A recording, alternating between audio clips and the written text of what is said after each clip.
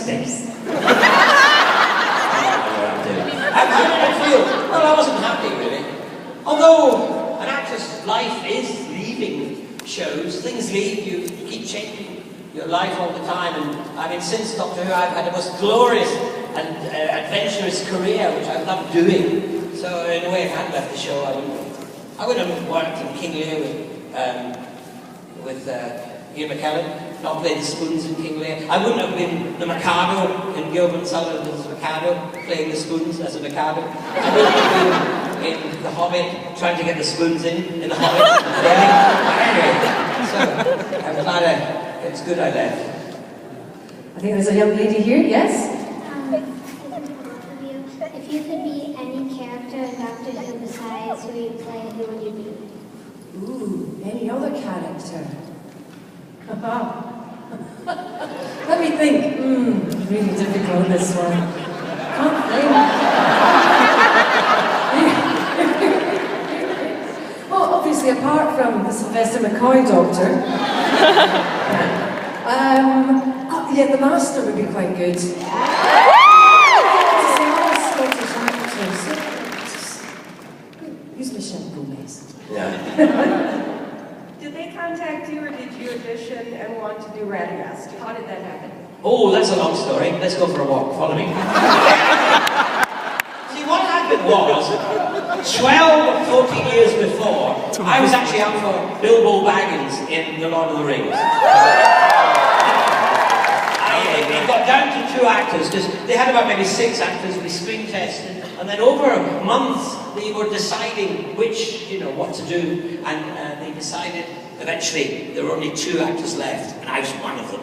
But then, as we all know, I didn't get the part, but someone else did, whatever his name is, a great actor. Anyway, he got the part, but that's when they first noticed me. So cut to, after, I then toured the world with King Lear, Ian McKellen, Gandalf, you've heard of him? Yeah. Anyway, Gandalf and we toured the world and doing King Lear, and we went to New Zealand, and Peter Jackson came along, and he saw us, and he saw me, and he invited me to his home, and we got to know me, and that was the second step towards being Radagast the Brown. And then, what's his name? Guillermo del Toro was going to direct it, but he didn't know who I was, so they asked me if I would screen test for Radagast the Brown, and I did, and Guillermo del Toro looked at the screen test and said, C. So he saw me and said, C. Anyway, so that was good. He liked what I did, so I was in. But then he left because of, running out of time, because there was problems with money in America. Some company or other was running out of money, and they weren't going to make James Bond or The Hobbit. Luckily, someone of sense came along and gave them the money, and they did. So, now it's Peter Jackson who's back in charge, and of course he wanted to be in it originally, so he offered me the part. And he said to me, he was really nice, he's got a place in London, and I went to have tea with him, and he said to me, it was his chat and he said, look, we'd love to offer you the part of Radagast, would you do it? How could I bite his hand off? I said, well, can he do it? But, he was doing it so sweetly and nicely. Oh yes, I think I would do the part. Anyway, I rushed home to look at it up in the book, and I couldn't find it anywhere, so luckily it turned out to be a better part than the book. Over to you. Thank you. Right, next. This is for both of you. Who's your favorite enemy of the Doctor? Oh, favourite enemy. Is that not a contradiction in terms? Favourite enemy. Is that an oxymoron? Hated enemy.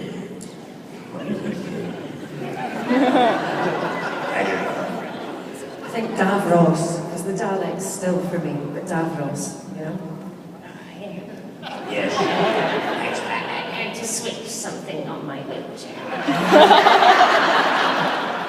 Yeah, for me it was the Master, my Master. I mean, the actor, a wonderful, glorious man. The only problem was he actually believed he was the Master. So that was a bit frightening. So he was frightening even before we started. And we were doing Against Survival, we keep talking about that one, in the desert of Dorset. It was so hot, I had that damn jumper with lots of question marks all over it.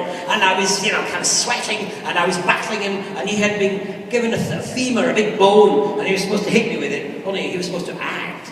Only he forgot to act and he hit me with it. So that wasn't nice. And also, they said everyone's eyes had to be turned into cat's eyes. So other people had gone to the opticians and they had their contact lenses fitted.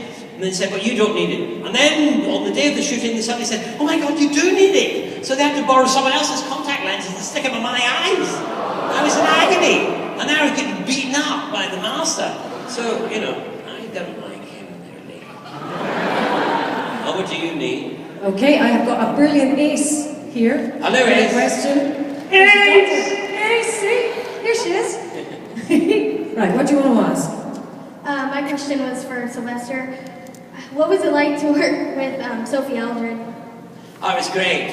It was absolutely, and is great.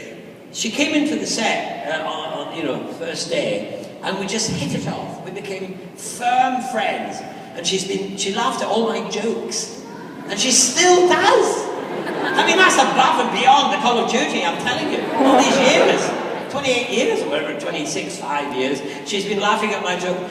But we just had the same kind of, love for life, interest, politics, food, all sorts of stuff. We just hit it off and became firm friends. So it was great. And she was wonderful, as Ace. Still is, because we do them on. Big Finish, ladies and gentlemen. Selling in the shop there, anyone else? You. The doctor always has strange food choices like, fish fingers and custard and jelly babies. Do you, as the doctor, have a favorite food? Deep fried Mars bar. Yeah, that fine Scottish That's a delicacy. great delicacy from Scotland, I'm telling you. Aye. Great with salt and sauce. Aye, that's it. Deep fried Mars bar. It'll kill you as soon as you can eat it. Deep fried. It's amazing there are any Scots living, really. I mean, we have got the most appalling kind of taste in food. The only thing I think keeps us going is whiskey and porridge, isn't it? Yeah. If it weren't for that, there wouldn't be any Scots. There wouldn't be any Sean Connery. Oh yeah, I'm Sean Connery. Do you think that there will ever be a female doctor?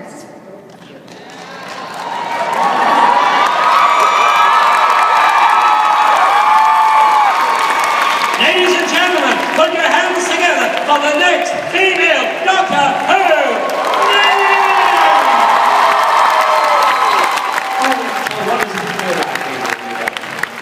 Absolutely brilliant. I'm going to travel through time and space and make everything chintzy. Chintzy inside the... They stylies everywhere. This one is for both of you. When you heard that you'd gotten the character that you wanted, what was the first thing that went through your mind? I was delighted, really. It was very strange. I got the part on the Monday, and on the Thursday, they flew me out from Britain to Georgia, to Atlanta, to a Doctor Who convention. I'd never heard of these things. We didn't have them much in Britain. And so I got the part. I arrived in Georgia in a heat wave. For the people of Georgia, it was too hot. And there were loads of blokes wandering around as the fourth Doctor.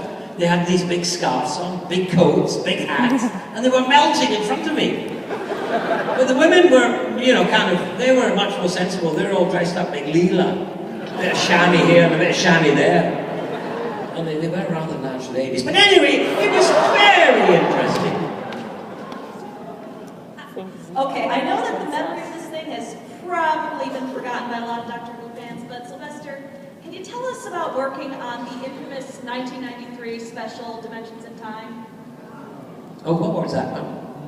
You see, remember, it has gone. Well, it was the one where they tried to get every actor who had played the Doctor up till now. Oh, that was for a charity too, wasn't it? That was appalling, wasn't it? And then we got EastEnders. Oh, it was for children in need. I mean, the children didn't need it, I can tell you. It was so bad. It was the only great thing about that was I got to work with Louise Jameson, Leela, and She's wonderful. yes, lovely. She's lovely, lovely, lovely. That's Welsh. Anyway, she's great. So, and we were doing this 3D filming which didn't really work, but it was a German invention, and what they'd had was a camera with lots of wires, and they put us, Leela and I were like this, and the cameraman, and they had to keep the camera moving to get the 3D effect, and they had various things in between us to give the depth. But the camera kept going round us as we were talking like this, and as we got around, and then the wires started to wrap around us, so I ended up at the end of it, I was like this. And I thought, well, this is one of the best roles I've ever had. So that was the one good thing about that terrible thing. Thank you for reminding us. How did it feel to be a part of the Tolkien mythos? Oh, wow!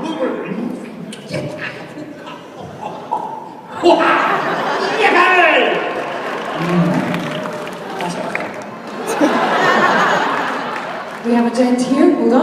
And Eve, before you guys ask, one more Hey, question. you got a amazing voice. Don't worry, I want to just create, we have 5 minutes left, so one more question, then you guys come up, we'll have a photo op for everybody, we can do a selfie with the whole audience, and we'll, unfortunately, we have to end the panel then, but there's still 5 minutes, so. Okay, well this gent had his hand up for 2 seconds. Wait, come on.